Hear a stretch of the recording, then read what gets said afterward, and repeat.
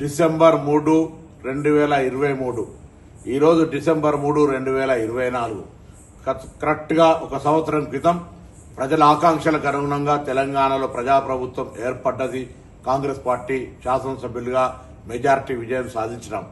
ఈ సందర్భంగా గత సంవత్సరం నుంచి జరిగిన పరిపాలనకు సహకరించిన ప్రజలందరికీ, సంవత్సరం క్రితం కాంగ్రెస్ ను బలపరిచి గెలిపించిన ప్రజలందరికీ హృదయపూర్వకంగా తెలంగాణ ప్రభుత్వం పక్షాన, తెలంగాణ కాంగ్రెస్ పార్టీ పక్షాన ధన్యవాదాలు తెలియజేస్తున్నాను.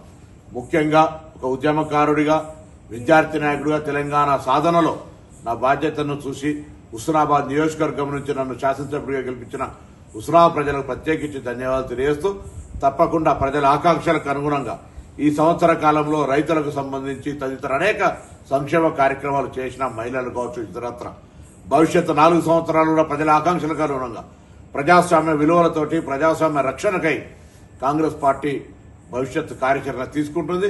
ఇందుకు ప్రజలు ఏ విధంగానైతే గత సంవత్సరం ఆశీర్వదించినారో భవిష్యత్ కాలంలో కూడా ప్రతిపక్ష రాజకీయ కుట్రలను తిప్పికొట్టి దుష్ప్రచారాన్ని నమ్మకుండా కాంగ్రెస్ పార్టీని ఆశీర్వదించి బలోపేతం చేయమని రాబోయే కాలం లోపల తప్పకుండా ప్రజల ఆకాంక్షలకు అనుగుణంగా ప్రభుత్వాన్ని అందిస్తామనే మాటతో అందరికీ మరొకసారి ఈ సంవత్సర పదవి కాలం లోపల కాంగ్రెస్ ప్రభుత్వ పదవి ఒక సంవత్సరం అవుతున్న సందర్భంగా ప్రతి ఒక్కరికి పేరు పేరున ధన్యవాదాలు తెలియజేస్తూ పొన్నం ప్రభాకర్.